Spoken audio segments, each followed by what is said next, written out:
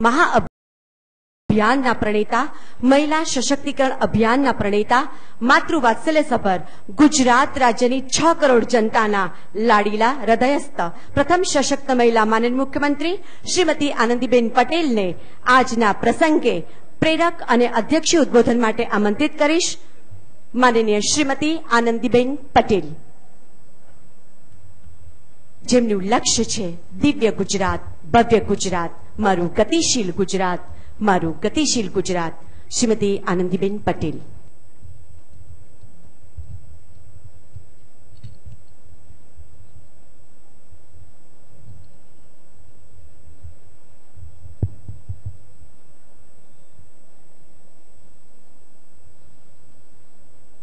ભારત માતા કી. મેં બધા યુવાનો બેઠા છે.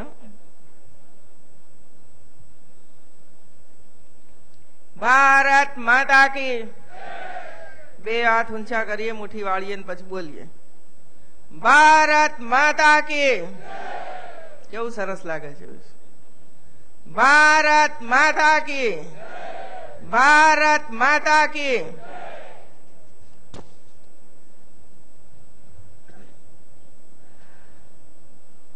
વડોદરા નગરમાં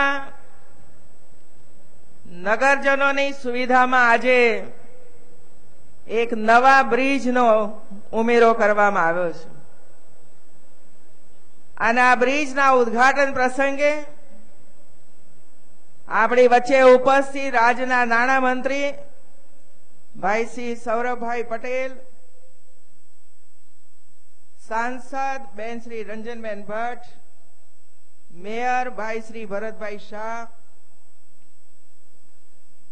धारासभ्यश्रीओ श्री जीतुभाई सुखड़िया, श्री योगेशभाई पटेल और मनीषाबेन वकील, प्रदेशना महामंत्री श्री शब्दशरण भाई ब्रह्मभट्ट, प्रदेश उपाध्यक्ष बेन श्री इलाबा जाडेजा, शहर अध्यक्ष श्री भरतभाई डांगर,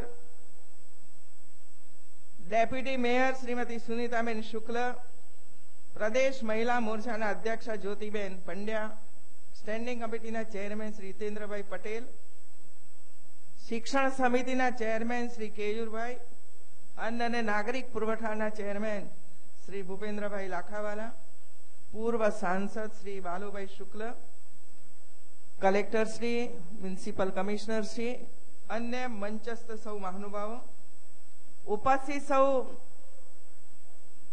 समाजना आगेवानो, नागरिक भाईओ बहनों अने वाला विद्यार्थी भाई बहनों,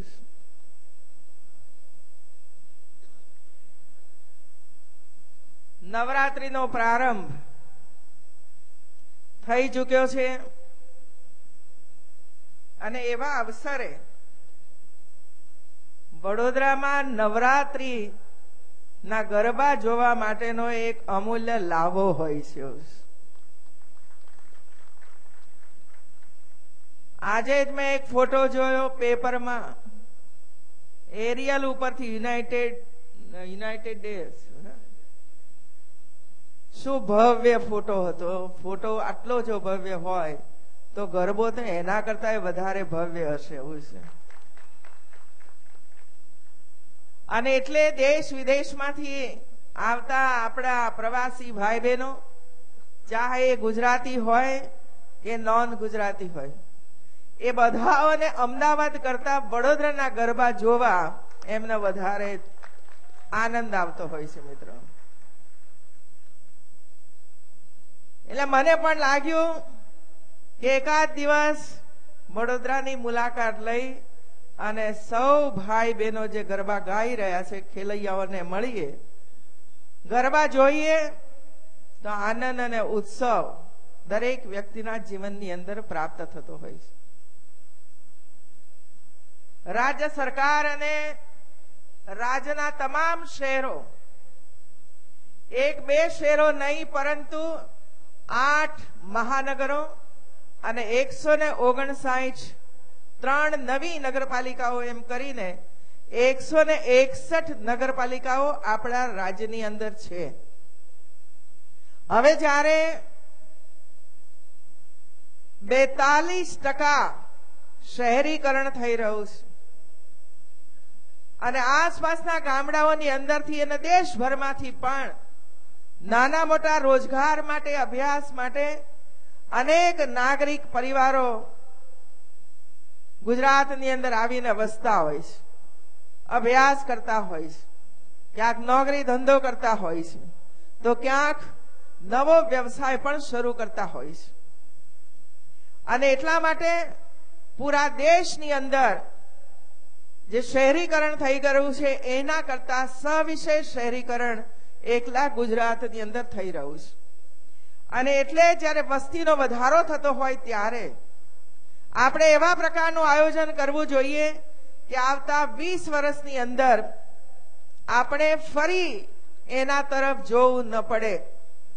અને એટલે આપ સૌને ખબર છે મિત્રો, 2005 મને બરાબર યાદ છે કે જ્યારે આજના વડાપ્રધાન નરેન્દ્રભાઈ મોદી જ્યારે ગુજરાત સંભાળતા હતા ત્યારે 2005ની સાલને શહેરી વિકાસ વર્ષ તરીકે ઉજવવાનો નિર્ણય કર્યો છે.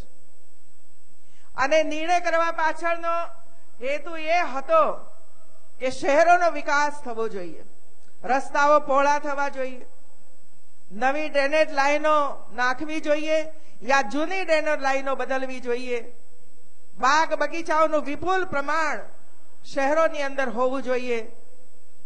જે શહેરો પોતાની શાળાઓ, પ્રાથમિક શાળાઓ વગેરે ચલાવે છે એની અંદર શિક્ષણનું સ્તર સુધરવું જોઈએ, ક્વોલિટી આવવી જોઈએ, નવા નવા વિકાસના કામો થવા જોઈએ. આ પ્રકારનો વિચાર કર્યો હતો. પરંતુ આપણને ખબર છે કે આ બધા જ કામો શહેરો પોતાની આવક ઉપર કરતા હતા અને શહેરોની એવી કોઈ મોટી આવક નથી હોતી કે જેને કારણે એ ધાર્યું કામ કરી શકે. અને એટલે 2005થી રાજ્ય સરકારે યોજનાઓ નવી બનાવી અને નક્કી કર્યું કે દરેક મહાનગર અને નગરપાલિકાઓને એમની વસ્તીના આધારે, એમના ક્ષેત્રફળને આધારે વિશેષ ગ્રાન્ટ રાજ્ય સરકાર આપે. અને ત્યારથી લઈને આપણે જ્યારે સ્વર્ણિમ ગુજરાત નો મહોત્સવ જ્યારે કર્યો ત્યારે પણ વિશેષ ગ્રાન્ટો આપવાની પણ શરૂઆત કરી. અને આ જ ગ્રાન્ટોનો ઉપયોગ કરીને શહેરોમાં નવા નવા આયામો શરૂ થયા. ક્યાંક ઓવરબ્રિજો બનાવ્યા, ક્યાંક અંડરબ્રિજ બની રહ્યા છે, તો ક્યાંક મોટા મોટા ગાર્ડન સુંદર મજાના થઈ રહ્યા છે. આવા અનેક કામો શહેરી ક્ષેત્રની અંદર થવાની શરૂઆત થઈ. અમદાવાદ જેવા શહેરની અંદર સાબરમતી નદી વચ્ચેથી પસાર થાય છે મિત્રો. અહીં પણ એ જ છે, વિશ્વામિત્રી નદી વડોદરામાંથી પસાર થાય છે. અને આ નદીઓ એ ભારતીય જનતા પાર્ટીની સરકાર આવી ત્યારે જ પ્રગટ થઈ એવું તો નથી ને. પહેલાથી વર્ષોથી આ નદીઓ શહેરોની વચ્ચેથી પસાર થાય છે. પરંતુ એનું પણ ડેવલપમેન્ટ થઈ શકે છે, એનું પણ બ્યુટિફિકેશન થઈ શકે છે, જેથી નાગરિકો રાત્રે વહેલી સવારે આવીને નદીના કિનારે બેસીને સ્વચ્છ હવા લઈ શકે, શાંતિનો અનુભવ કરી શકે અને પ્રદૂષણ મુક્ત શહેરો બની શકે. અને એટલે આજથી 5-7 વર્ષ પહેલા નિર્ણય કર્યો અમદાવાદ શહેરનું રિવરફ્રન્ટ બનાવવાનો. અને આ રિવરફ્રન્ટ નો કામકાજનો આરંભ થયો.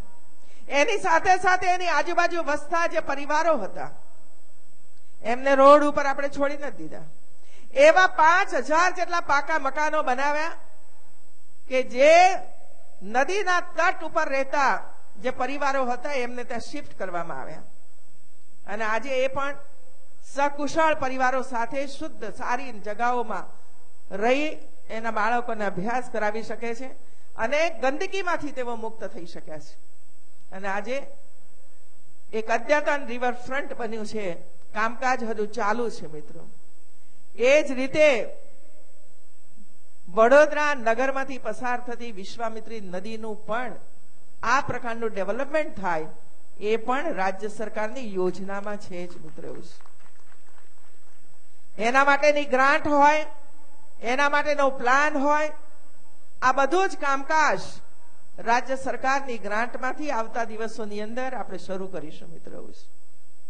એકલું વડોદરા નહીં, એકલું અમદાવાદ નહીં, પરંતુ જે જે શહેરોની વચ્ચે થઈને નદીઓ જાય છે, 1 કિલોમીટરનો રસ્તો તો 1 કિલોમીટરનો, પરંતુ આ બધું જ કરવાની આવશ્યકતા હોય છે મિત્રો. અને એટલે રાજ્ય સરકાર શહેરોના વિકાસ માટે ખૂબ ઝડપથી કાર્યરત છે. અને હમણાં આપ સૌએ જોયું મિત્રો, નરેન્દ્રભાઈ દિલ્હીમાં સંભાળી રહ્યા છે વડાપ્રધાન તરીકેનું કામકાજ, ત્યારે એમણે પૂરા દેશભરની અંદરથી 100 સ્માર્ટ સિટી બનાવવાનો નિર્ણય કર્યો. એમાં 6 સ્માર્ટ સિટી માત્ર ને માત્ર ગુજરાતની અંદર આપ્યા છે મિત્રો. એક ગાંધીનગર, સુરત, વડોદરા, રાજકોટ, આ બધા જ શહેરોને, મહાનગરોને આની અંદર સમાવેશ કરવામાં આવ્યો છે.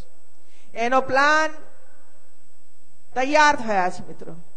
એ પ્લાનને પણ મંજૂરી મળી છે. ધીરે ધીરે કરીને કામની શરૂઆત થશે. સમગ્ર રાજ્યની રાજધાની ગાંધીનગર, આ ગાંધીનગરને માર્ચ પહેલા 2016 માર્ચ પહેલા સંપૂર્ણપણે વાઈફાઈ સિટી બનાવવાનો રાજ્ય સરકારે નિર્ણય કર્યો અને આજે હું એને મંજૂરી આપીને આવી છું મિત્રો. એમ ધીરે ધીરે કરીને બધા શહેરો વાઈફાઈ પણ બની જશે, જેથી કરીને અમારા યુવાનો કોલેજોની અંદર, સ્કૂલોની અંદર અભ્યાસ કરતા, યા ઘરમાં કે બહાર બેસીને ટેકનોલોજીનો ઉપયોગ કરીને વ્યવસાય કરતા યુવા મિત્રોને વાઈફાઈનો મોટો લાભ આવતા દિવસોની અંદર પ્રાપ્ત થવાનો છે. અને આ કામ આપણે ખૂબ ઝડપથી કરવાના છે. એક એક શહેરને 500 કરોડ રૂપિયા કેન્દ્ર સરકાર તરફથી પ્રાપ્ત થવાના છે. રાજ્ય સરકાર પણ એની અંદર પોતાનો સહયોગ કરશે અને સ્માર્ટ સિટી બનશે મિત્રો. હવે જરૂરી છે કે જેમ જેમ આપણા શહેરો સ્માર્ટ બનતા જાય, સ્માર્ટ સિટી બનતા જાય, સંપૂર્ણ આધુનિક સેવાઓ એમને પ્રાપ્ત થાય, પરંતુ સાથે સાથે નાગરિકોએ પણ સ્માર્ટ હવે બનવું પડે ભાઈઓ. નાગરિકોએ હવે સ્માર્ટ બનવું પડે. રોડ ઉપર ચાલીએ ત્યારે સ્માર્ટનેસ હોવી જોઈએ એવું છે. રોડ ઉપર ચાલીએ ત્યારે પાનની પિચકારીઓ ન મરાય ભાઈ, એ સ્માર્ટ સિટીનું લક્ષણ નથી એવું છે. રોડ ઉપર ચાલીએ કે શહેરોની શેરીઓની વચ્ચે ચાલીએ ત્યારે કચરો બહાર ન નંખાય, એ સ્માર્ટ સિટીનું લક્ષણ છે મિત્રો. અને સ્માર્ટ નાગરિકોનું એ લક્ષણ છે કે આપણે આ બધી જ જે લક્ષણો છે, કોઈનામાં છે કોઈનામાં નથી, એને હવે આપણે ભૂલવા પડે એવું છે. આપણને ખબર છે ને, અમેરિકા જઈને આવીએ, લંડન જઈને આવીએ, જર્મની જઈને આવીએ અને એરપોર્ટ ઉપર ઉતરીએ, ત્યાંના એરપોર્ટ ઉપર ઉતરીએ એટલે આપણને ખબર પડે, જો પાર્કિંગ ખોટી જગ્યાએ કર્યું તો સવારે સ્લીપ આવી જ સમજો. અને એટલે તેના નીતિ નિયમ અનુસાર આપણે પણ એમાં સામેલ થઈ જઈએ છીએ. એને આપણે આત્મસાત કરી રહીએ, જેટલો સમય રહીએ એટલો સમય, પરંતુ એની આદત નથી પડતી. અને જેવા અમદાવાદ, વડોદરા એરપોર્ટ ઉપર ઉતરીએ એટલે બધું કામકાજ શરૂ થઈ જાય. બધું પછી અહીં બધું કરાય. હવે જો સ્માર્ટ સિટી બને તો એના માટે આપણે અત્યારથી જ આદતો પાડવી પડશે આ બધી જ. અને એકવાર આપણામાં સ્વચ્છતાની આદત પડી જાય તો પછી આપણા શહેરો પણ સ્માર્ટ હશે જ અને આપણા માનવી પણ સ્માર્ટ હશે જ મિત્રો. અને એટલે નરેન્દ્રભાઈ મોદીએ સ્વચ્છતા ઉપર ભાર મૂક્યો છે. હવે જુઓ, આખો દેશ સ્વચ્છતા તરફ ધ્યાન આપી રહ્યો છે. એક તો સૌથી પહેલી સ્વચ્છતા નરેન્દ્રભાઈએ કરી દીધી, કોંગ્રેસનો સફાયો કરી દીધો છે. સ્વચ્છતાનો આરંભ ત્યાંથી થયો કે ભાઈ આખા દેશને અસ્વચ્છ બનાવવાનું કામ, નીતિમત્તા બાજુ પર મૂકવાનું કામ, ભ્રષ્ટાચારની રીત રસમો અપનાવવાનું કામ આજ સુધી તમે બધાએ ભેગા મળીને કર્યું. અને આ 125 કરોડની જનતા સુધી કોઈ તમે એનો વિકાસ ન પહોંચાડ્યો મિત્રો. અને એટલા માટે સૌથી પહેલો સફાયો કરવાનું કામ સૌથી પહેલા નરેન્દ્રભાઈએ કર્યું અને હવે પૂરા દેશને સફાઈની અંદર જોડી દીધા છે મિત્રો. અને પ્રધાનમંત્રીશ્રીએ આપણને દેશના તમામ નાગરિકોને, તમામ શહેરોને, મેયર હોય કે મંત્રી હોય કે પછી સીએમ હોય, એ બધાઓને આદેશ કર્યો કે તમારા રાજ્યની અંદર સ્વચ્છતા માટેનો પ્રયાસ કરો. અને આપણે સ્વચ્છતા માટેનો પ્રયાસ શરૂ કર્યો મિત્રો. વડોદરા શહેરને હું અભિનંદન આપીશ કે વડોદરા મહાનગરે 100% ટોયલેટ બનાવવાનું કામ પૂર્ણ કરી દીધું છે. સુરત મહાનગરે 100% ટોયલેટ બનાવવાનું કામકાજ પૂર્ણ કર્યું છે. એકાદ બે શહેરો બાકી છે જેમાં 200-500 ટોયલેટ બનાવવાના બાકી હશે. બાકી આખાય 161 નગરપાલિકાઓ અને 8 મહાનગરોમાં થઈને લગભગ 95% ટોયલેટ બનાવવાનું કામ આપણે પૂર્ણ કરી દીધું છે મિત્રો. અને એમાં આપ સૌનો સહયોગ પ્રાપ્ત થયો છે. દરેકને લાગ્યું છે કે સ્વચ્છતા હોવી જોઈએ. ખુલ્લામાં શૌચક્રિયા ન જ કરાય મિત્રો. આવો એક ભાવ ઝુંપડપટ્ટીથી લઈને સૌના મનની અંદર પેદા થયો છે. એ જ રીતે ગ્રામ્ય કક્ષાએ પણ, ગામડાઓની અંદર પણ આપણે ત્યાં 13,000 ગામડાઓ છે. છેલ્લા 1 વર્ષની અંદર 13,000 ગામડાઓમાંથી 3,088 ગામડાઓની અંદર 100% ટોયલેટ બનાવવાનું કામ રાજ્ય સરકારે પૂરું કરી દીધું છે મિત્રો. 100% કામ પૂરું કર્યું છે. બાકીનું પ્રગતિમાં છે. અને આવતા 2 વર્ષની અંદર ગુજરાતનું એક પણ ગામડું, એક પણ ઘર એવું નહીં હોય કે જેના ઘરે ટોયલેટ ન હોય મિત્રો. સ્વાઇન ફ્લુ હોય, ડેન્ગ્યુ હોય, મેલેરિયા હોય, આ બધા રોગોનું મૂળ અસ્વચ્છતા છે મિત્રો. અને એટલા માટે આપણા બાળકો જે રોગના ભોગી બની રહ્યા છે, આપણી માતાઓને જ્યારે આ રોગથી ગ્રસ્ત બની છે, ત્યારે આપણે પોતે જ અને સરકાર, ચૂંટાયેલા સૌ સદસ્યો સફાઈ તરફ જેટલું ધ્યાન કેન્દ્રિત કરશે એટલો આપણને જ ફાયદો છે. એટલે જ આપણા પૈસાની બચત થવાની છે. વાર્ષિક એક પરિવારને 7,000 રૂપિયાનો ખર્ચ માત્ર ને માત્ર મેડિકલ માટે થાય છે. જો આની અંદર આપણે ઘટાડો કરી શકીએ તો એ જે 7,000 ના બદલામાં એ 4,000 રૂપિયાનો ખર્ચ કરે અને 3,000 રૂપિયા જો વર્ષે બચાવી શકે તો આ 3,000 રૂપિયા એના ઘરની અંદર બાળકોના અભ્યાસ માટે એ વાપરી શકે, કોઈ રાચ રચેલું ઘરની અંદર લઈ શકે. એને એટલા માટે આપણે સૌએ આ પ્રયાસ કરવો જોઈએ કે દરેક વ્યક્તિને સ્વાસ્થ્યની તમામ સેવાઓ પ્રાપ્ત થાય મિત્રો.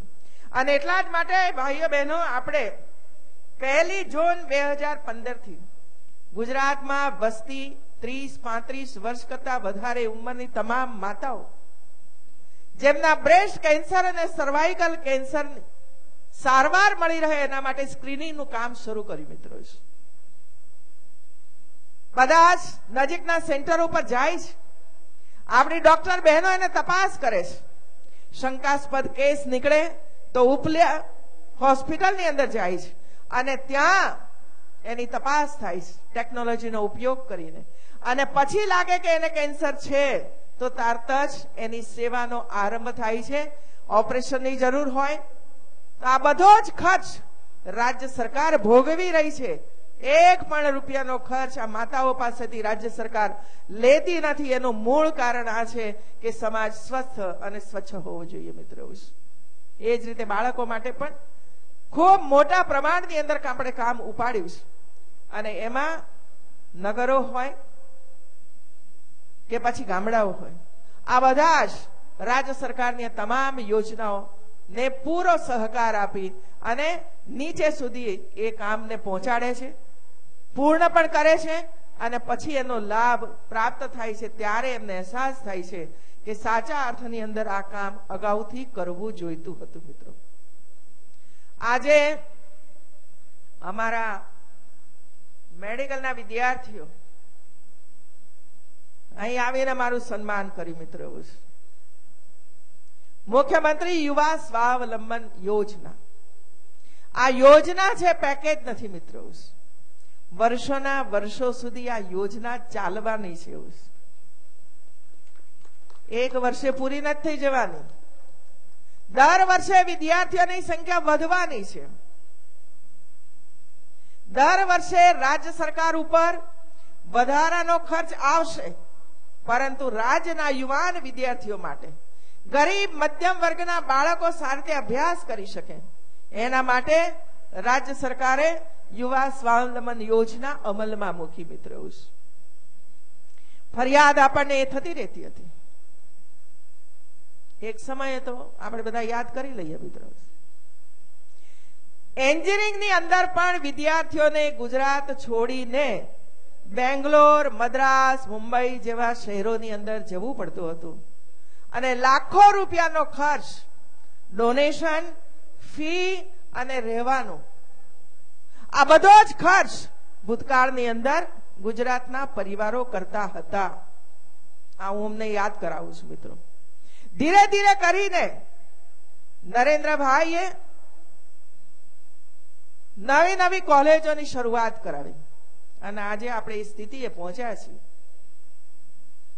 રાજ્યની અંદર એડમિશન, એન્જિનિયરિંગ કોલેજો, ડિપ્લોમા, આઈટીઆઈ બધામાં પ્રવેશ પામ્યા પછી 42,000 જેટલી સીટો ખાલી રહે છે અને એટલા માટે કોઈને અન્યાય નથી થતો પ્રવેશ માટે. જ્યાં 42,000 સીટો ખાલી રહેતી હોય અને કોઈ એમ કે અમને એડમિશન નથી મળતું, એ કેટલું યોગ્ય છે મિત્રો? જેને જ્યાં જોઈએ તે એડમિશન મળે છે. 2001માં આપણે ત્યાં માત્ર 1200 મેડિકલની સીટો હતી, માત્ર 1200. આજે ધીરે ધીરે કરીને 3250 મેડિકલની સીટો થઈ છે મિત્રો. 3250 વિદ્યાર્થીઓને મેડિકલની સીટોમાં એડમિશન મળે છે. દરેકની ઈચ્છા હોય મેડિકલમાં જવાની, પણ એક સાથે આટલી બધી મેડિકલ કોલેજો નો બોજ રાજ્ય સરકાર ન ઉઠાવી શકે મિત્રો. એક મેડિકલ કોલેજ કરવા પાછળ 600 કરોડ રૂપિયાનો ખર્ચ થાય છે અને એટલે દર વર્ષે 2 નવી મેડિકલ કોલેજો આપણે કરતા જઈએ છીએ અને આવતા દિવસોની અંદર દરેક જિલ્લાની અંદર એક મેડિકલ કોલેજ હશે મિત્રો. મારા મેડિકલના વિદ્યાર્થીઓ અહીં સન્માન કરવા આવ્યા હતા મિત્રો. હું આભાર વ્યક્ત કરું છું આપનો. પણ મારી એક લાગણી, મને લાગે છે કે એક મહિલા તરીકે હું તમારી સમક્ષ વ્યક્ત કરું છું મિત્રો, રાજ્યના મુખ્યમંત્રી તરીકે નહીં. જ્યારે હોસ્પિટલોની અંદર ડોક્ટરો ન મળતા હોય, ગ્રામ્ય વિસ્તારોની અંદર ડોક્ટરોનો અભાવ છે મિત્રો. અમારી સુબાવડી બહેન એમ કે છે કે ગાયનેક ડોક્ટર અમને કેમ ન મળે? એવું ગામડામાં રહે એ ગુનો છે.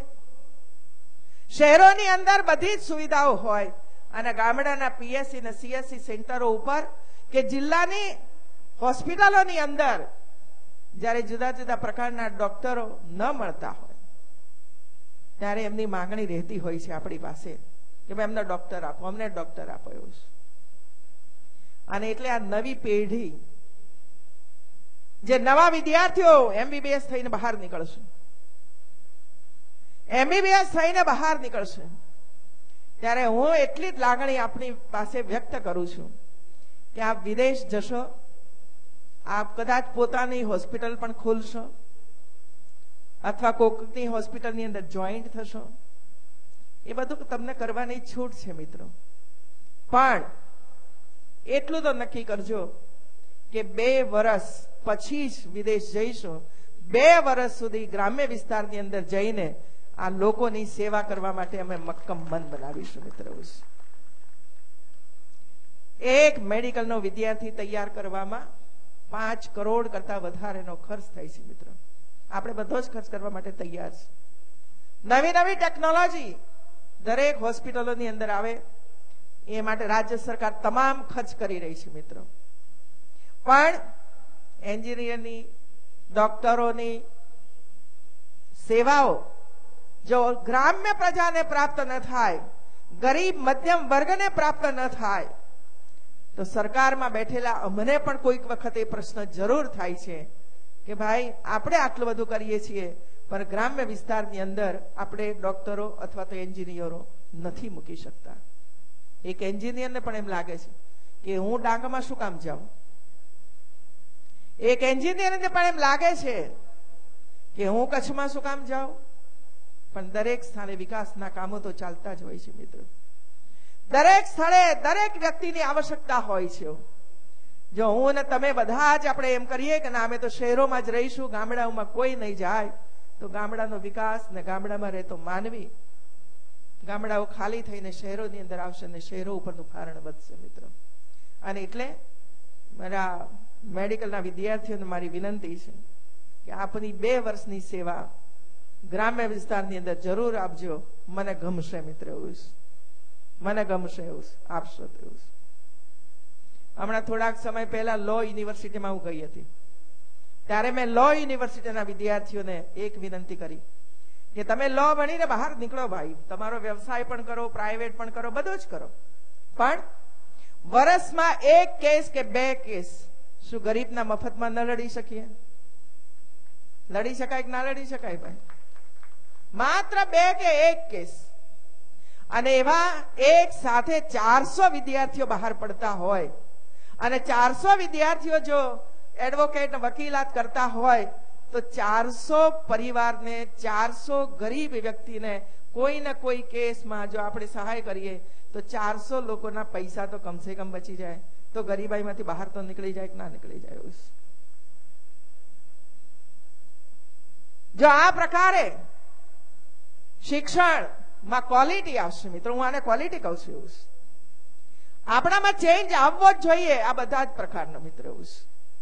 અને એટલે આજે અમારા વિદ્યાર્થીઓને પણ હું ખુશી વ્યક્ત કરું છું. MS યુનિવર્સિટીના વિદ્યાર્થીઓ પણ સ્પર્ધાઓમાં ભાગ લઈને વિશેષ એમને એવોર્ડ્સ વગેરે પ્રાપ્ત કર્યા છે. તમામ વિદ્યાર્થીઓને મારું અભિનંદન છે. એ ઉપરાંત મને એમ કહેવામાં આવ્યું છે, મને ખૂબ ખૂબ ખૂબ ગમી મિત્ર, એવું કે અમારા કેટલાક વિદ્યાર્થીઓ નજીકની કોઈ ને કોઈ શાળાની અંદર, પ્રાથમિક શાળાની અંદર ગણિત અને વિજ્ઞાન જેવા વિષયોને ભણાવવા માટે જાય છે મિત્ર. અભિનંદન છે જેટલા વિદ્યાર્થીઓ આ કામ કરતા હોય ને. ગણિત અને વિજ્ઞાનની આવશ્યકતા છે મિત્ર, ટેકનોલોજીની આવશ્યકતા છે, અને આપણે આ કામ એટલા માટે કરવું છે કે ભારત એક એવો દેશ છે કે જે દેશની અંદર 35 વર્ષ કરતા નાની ઉંમરના વિદ્યાર્થીઓની સંખ્યા, બાળકોની સંખ્યા, યુવાનોની સંખ્યા 35% છે. 65% છે. 65%. જ્યારે વિશ્વના બીજા દેશોની અંદર ક્યાંક યુવાનો 20% છે, ક્યાંક યુવાનો 35% છે. ભારત એક એવો દેશ છે કે જેમાં 65% યુવાનો છે મિત્રો. તો આપણને કેટલો મોટો સ્કોપ આવતા દિવસોની અંદર પ્રાપ્ત થવાનો છે. અને એટલા માટે આગોતરું આયોજન કરીને આજે આપણે એ કામ કરીશું. ગણિત અને વિજ્ઞાન પહેલા ધોરણથી જો મજબૂત એનો પાયો નંખાઈ જાય તો ધીરે ધીરે કરીને વિદ્યાર્થીઓની સંખ્યા જે ઘટી રહી છે સાયન્સમાં, એ વિદ્યાર્થીઓની સંખ્યા વધે. આજે એ સ્થિતિ છે કે હાઈસ્કૂલોની અંદર ગણિત અને વિજ્ઞાનના ટીચર નથી મળતા. એવું મહેનત તો બધામાં જ કરવાની હોય છે ભાઈ. એવું કદાચ BSc માં 2% વધારે મહેનત કરવી પડશે, પણ તમારા માટે જોબ તૈયાર છે મિત્રો. એ આપણી સામે નથી દેખાતી. એવું તો આ દિશાની અંદર અમારા શિક્ષક મિત્રો પણ વિચારશે. આજે એક નવો બ્રિજનું ઉદ્ઘાટન કર્યું છે અને આપણે ત્યાં સ્પોર્ટ્સ સંકુલો બન્યા છે. વિદ્યાર્થીઓને રમતગમત ક્ષેત્રની અંદર પણ આગળ આવે એના માટે હું હમણાં જ એક તો કામ કરી ગઈ આવીને. તો જે સમાની અંદર જે સ્પોર્ટ્સ સંકુલ બન્યું છે, ખૂબ આધુનિક અને સુંદર આ સ્પોર્ટ્સ સંકુલ બન્યું છે. હજારો વિદ્યાર્થીઓ જુદી જુદી ગેમ્સ, રમતગમત રમવા માટે ત્યાં આવે છે. સશક્ત મન, સશક્ત તન એમનું બનવાનું છે. અને એટલે આ સમાજ સ્પોર્ટ્સ સંકુલનું નામકરણ હું આજે જાહેર કરું છું. નામ આપીએ છીએ એપીજે અબ્દુલ કલામ રમતગમત સંકુલ. એમાં આવતા વિદ્યાર્થીઓ એમના જીવન જર્મરને જાણશે અને એક સામાન્ય ઘરની અંદરથી વ્યક્તિ કેવી રીતે આગળ વધી શકે છે અને દેશના રાષ્ટ્રપતિ સુધી કેવી રીતે પહોંચે છે અને એક પ્રખર વૈજ્ઞાનિક કેવી રીતે બની શકાય છે એનું ઉત્તમ ઉદાહરણ આનાથી વિશેષ આપણી પાસે બીજું કોઈ ન હોઈ શકે મિત્રો. એ જ રીતે માંજલપુરનું સ્પોર્ટ્સ સંકુલ, એને પણ આપણા સ્વાતંત્ર્ય સેનાની doctor Shyama Prasad Mukherjee Manjalpur sports complex તરીકે હું એને પણ જાહેર કરું છું મિત્રો.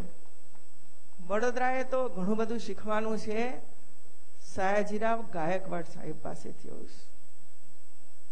એક ભરવાડ રબારીનો એક દીકરો એક રાજવી બની જાય અને વડોદરાના આખા સામ્રાજ્યને કેવી રીતે ડેવલપ કરે છે. મારું પોતાનું વતન પણ સયાજીરાવ ગાયકવાડ વિસ્તારની અંદર આવતું હતું અને એટલા માટે હું ભણી શકી મિત્રો. હું ભણી શક્યો. તો કેટલો શિક્ષણનો વ્યાપ એમના જમાનાની અંદર એમણે વધાર્યો હતો અને કેવી રીતે આખું શાસન ચલાવ્યું. માઇનોર હેન્ડ્સ નામનું પુસ્તક બહાર પડ્યું છે. એમને કેવી રીતે તૈયાર કર્યા, કેવી રીતે શિક્ષિત કર્યા, કેવી રીતે સંસ્કારી બનાવ્યા અને કેવી રીતે આખું રાજ્યનું સંચાલન કરવું એ ગાઈડન્સ એમને પણ મળ્યું અને એને કારણે આજે સયાજીરાવ ગાયકવાડનું રાજ્ય વખણાય છે મિત્રો. અને એવી આ સંસ્કારી નગરી વડોદરા અને એનું આ ડેવલપમેન્ટ આપ સૌ કરી રહ્યા છો. થોડાક જ સમયની અંદર ચૂંટણી આવી રહી છે. કરીએ ને? કેટલા ઈચ્છે છે કરીએ એવી? બધા 100% પરિણામ? હાથ ઊંચો કરીને મને વચન આપો 100% પરિણામ લાવશું. 100% પરિણામ દિવાળી પછી તરત જ ક્યારે આવશે એ ચૂંટણી પણ જાહેર કરશે. પણ નજીકના ભવિષ્યની અંદર ચૂંટણી આવી રહી છે એના માટે તનતોડ મહેનત કરો મિત્રો. તનતોડ મહેનત કરો અને ફરી એકવાર વડોદરા મહાનગરની અંદર ભારતીય જનતા પાર્ટીનું શાસન આવે અને ફરી એકવાર રાજ્ય સરકારથી કરોડો રૂપિયા પ્રાપ્ત થાય અને જે અધૂરા કામો છે એ અધૂરા કામો પાછા આપણે પૂર્ણ કરીએ એ જ સંકલ્પ સાથે નવરાત્રીની શુભકામનાઓ અને નજીકમાં જ દિવાળી આવી રહી છે તો દિવાળીની શુભેચ્છાઓ પણ પાઠવું છું. અને આપણે તો 2 દિવાળી ઉજવવાની છે. એક દિવાળી જે દર વર્ષે ઉજવીએ છીએ અને બીજી દિવાળી સમગ્ર ગુજરાતની બધી જિલ્લા પંચાયતો, તાલુકા પંચાયત, મહાનગરો જીતીને બીજી વાર પણ આપણે દિવાળી ઉજવવાની છે મિત્રો. તો આપ સૌને ખૂબ ખૂબ શુભેચ્છાઓ. ભારત માતા કી જય. આભાર પરમ આદરણીય માનનીય મુખ્યમંત્રી શ્રી. આજના પ્રસંગ